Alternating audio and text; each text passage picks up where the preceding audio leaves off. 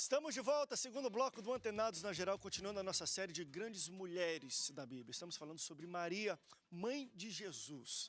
Imagina, só nisso já dá para debater muita coisa. Nós falamos aqui no início, talvez, de quando o anjo falou para ela que ela teria um filho e ela entrou, às vezes, nos questionamentos com o próprio irmão. Não, impossível.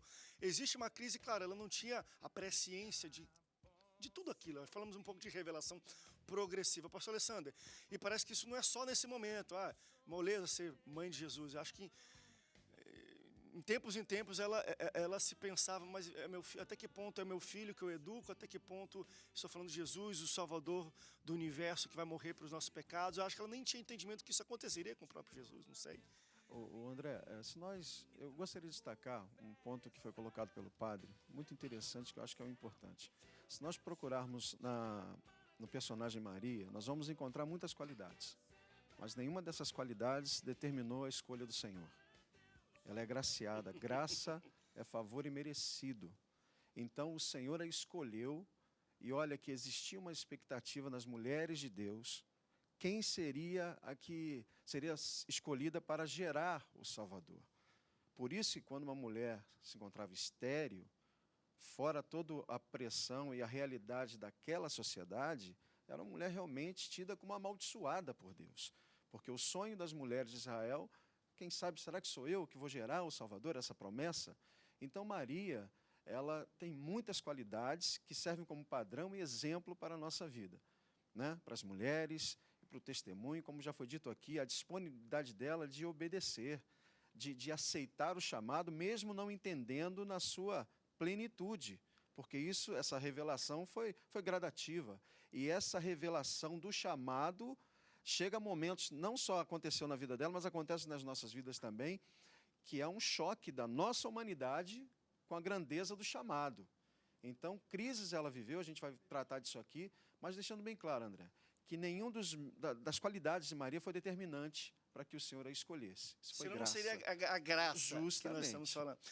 Deixa eu levantar uma coisa que a gente até falou aqui no intervalo, acho que o padre também citou um pouco disso, e o pastor Silas, no sentido de, na cultura e a expectativa da época, é que Jesus fosse o Messias rei, nascido num palácio, para reinar.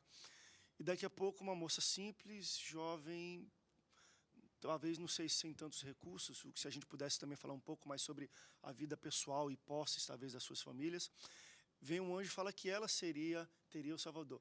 Isso, por si só, também não seria uma crise para ela, mas calma aí, como é que o Messias vai nascer de mim se a gente espera que ele venha num palácio? Eu não tenho um palácio. Isso, por si só, também, no entendimento, quando o anjo falou, ela deve ter passado por algum tipo de questionamento pessoal. Mas assim, eu acho que a família de Jesus não era uma família pobre, não era uma família... Não, uma família simples, né? Jesus, ele veio para quebrar os paradigmas de todos aqueles reis de Israel que tinha, né, os seus castelos, os seus cavalos brancos.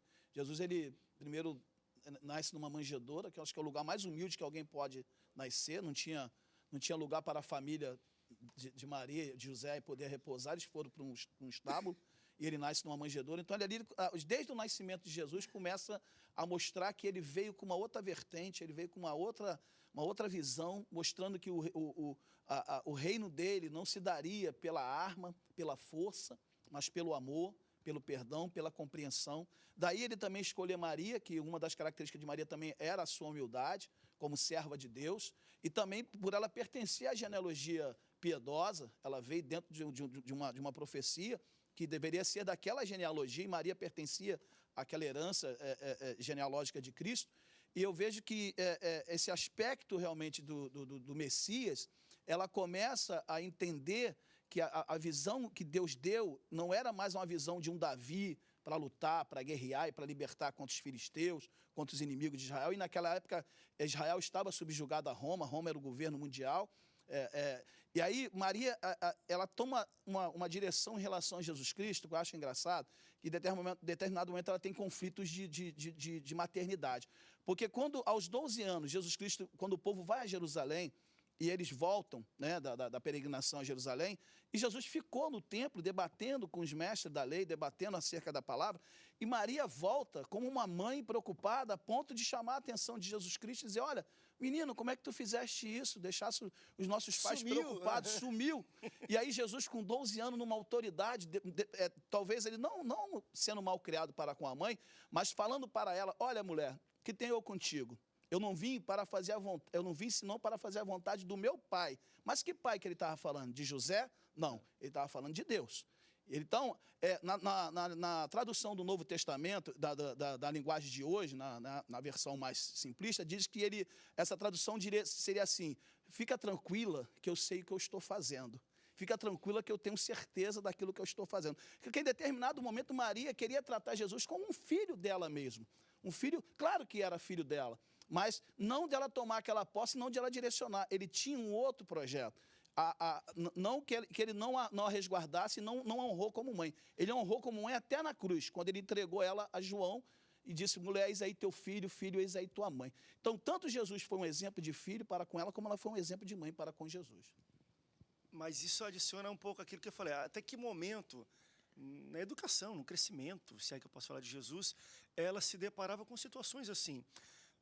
Mãe, mas ao mesmo tempo discípula. Até que ponto eu entendo ele como meu filho, até que ponto eu entendo como ele filho de Deus, Jesus, que veio para salvar a humanidade do pecado. Queria aproveitar dentro disso, aproveitando também a citação de Lucas, da infância de Jesus, etc., desse episódio de Jesus no templo, um texto que faz um paralelo, eu percebi isso há pouco tempo, o paralelo é outro evangelista, é João, no episódio das bodas de Caná. Há um curioso paralelo, me parece, porque no caso de Lucas, na infância de Jesus, Maria chega e diz a Jesus, o que você está fazendo? Vamos voltar para casa, né? Ele dá a resposta, muito bem dada, perfeita, e, no entanto, Lucas conclui, paradoxalmente, dizendo, e voltou com eles para Nazaré e era-lhes submisso. Então, temos aí já um contraste entre a razão plena de Jesus, teologicamente perfeita, e, no entanto, a sua submissão, que é o mistério da sua kênose, né? Depois lá, Paulo vai dizer que ele se abaixou, se fez servo, obediente até a morte de cruz. Então, já ali na infância, na vida toda, na família de Nazaré, se submetendo à autoridade dos seus pais na terra, José, pai juridicamente, né? E Maria, propriamente dita, mãe. E nas bodas de Caná acontece um pouco o contrário, ou seja, ele não está a fim de fazer, em princípio, aquela transformação de água em vinho, porque ele considera que a sua missão não é resolver um problema de festa de casamento ou de núpcias, né? Não é para isso o poder dele, não veio para resolver essas coisas. No entanto, Maria insiste um pouco e faz de tal maneira que a sua confiança, a sua fé, de certa maneira, o comovem, e ele vai e faz o que ela deseja, o que ela pede. Ora, é como se, no caso da infância, Maria pisasse no freio e, no caso das bodas de Caná, pisasse no acelerador, né? Nos dois casos, Jesus, no primeiro caso, na sua, digamos, psicologia juvenil, quer começar logo e quer imediatamente inaugurar sua missão, e ela freia um pouquinho. No segundo caso, já na sua maturidade, né, ele diz, não cheguei, não chegou a minha hora, etc. Mas, de certa maneira, antecipa um pouquinho a tua hora, então. Né? Então, é um belo contraste entre essas duas. Olha só o conflito de Maria. Eu sei pelo fato de hoje, da ciência, mulheres que se colocam para, vamos dizer, barriga de aluguel. Né? Então, elas geram... Barriga de aluguel de Deus. De Deus, vamos dizer assim. E a gente tem que acompanhar terapeuticamente porque é um conflito. Porque as pessoas se colocam, né? E naquela época não se estudava nem se falava sobre inseminação artificial. Maria não sabia disso. Imagine como ela conhecia todo o método natural e, de repente, ela se vê grávida. E, de repente, ela vê que o seu corpo está sendo transformado. Alguma coisa está se movendo dentro dela. Então, aquele conflito, ele é meu ou ele é de Deus? Como aconteceu? É o que nós vemos hoje, né? E aonde nós trabalhamos, né? A mulher, que ela se coloca nesse sentido para gerar para alguém, porque todo sentimento materno é gerado. Mesmo a mulher de hoje, que gera para outra, ela tem, conscientemente, ela sabe, né? Não, não é meu, eu estou gerando, eu estou fazendo um favor para alguém, por amor. Mas, dentro dela, inconsciente mesmo, ela é a mãe. Ela sente todo o movimento, ela sente todo o crescer, sabe? Ela sente o aleitamento, tudo demonstra que ela é mãe. E quando nasce, ela olha e diz, é meu ou não é? Não, foi gerado em mim. Não, mas eu tenho uma responsabilidade de entregar. Então, eu creio, sabe, como a gente diz, a Bíblia não relata isso, mas provavelmente Maria viveu isso. Então, o padre falou uma coisa interessante, toda a infância, ela colocou o pé no freio porque ela entendeu, não, é meu filho, eu gerei. Mas na bodas, ela teve uma revelação. Ele não é meu, ele é do Senhor. E ali ela não tinha mais como impedir. Ali ela entendeu que ela foi apenas, sabe, um vaso. Ela foi ali um instrumento. Ali ela liberou, sabe, Jesus para cumprir todo o propósito. Apesar que ele já vinha cumprindo. Mas eu creio que ali ela teve a revelação e aonde ela não lidou com o filho. Ali ela lidou e reconheceu que ali estava o Senhor. Ela esperava um milagre. Ela sabia de algo diferente que havia em Jesus. Então, eu creio que naquele momento o conflito de Maria foi resolvido. Uma partezinha só. Eu gostei da analogia, eu só queria acrescentar porque toda analogia tem o seu pró e o seu contra. Eu queria acrescentar uma observação, é que no caso da mulher que recebe um óvulo de outra mulher fecundado por um homem, no seu ventre, sequer aquele óvulo é dela. Mas no caso de Maria, o óvulo era dela. Ou seja, existe isso, esse detalhe que faz com que essa dificuldade, por um lado, diminua, mas por outro lado também aumente. Mas em qualquer caso, padre, tem conflito. Em qualquer caso, eu sei porque eu acompanho terapeuticamente. Sabe, quando o óvulo vem do outro, quando vem do próprio marido e gera, é uma coisa que, sabe, não foi de uma maneira natural como nós aprendemos. Sim, claro. Sabe, é um conflito. Até que você absorva aquilo tudo, eu fico pensando, hoje nós temos uma evolução, hoje nós temos explicação, hoje nós temos apoio, palestra, tudo que nos prepara para isso. Mas naquela época não tinha. Sim. Mas, desculpa, eu só quis frisar, porque é importante que o material, a carne, o material tenha vindo dela. Isso é muito importante para o mistério da encarnação. Com certeza. Né, esse detalhe, mas não tira nada da sua observação em geral.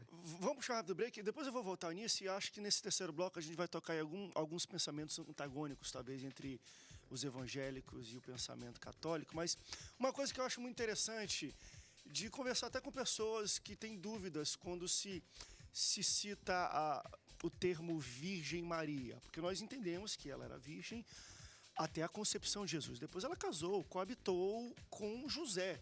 Ela teve um casamento normal como todos os outros casais. Como é que era isso também para José? Como vocês entendem tudo isso?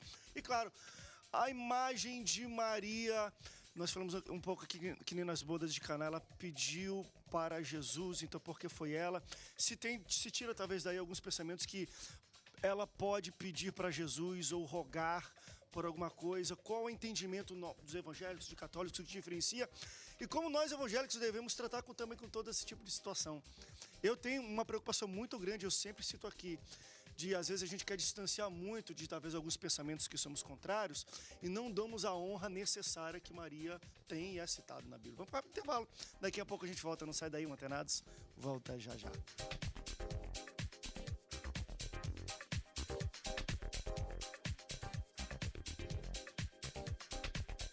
Eu quero mais.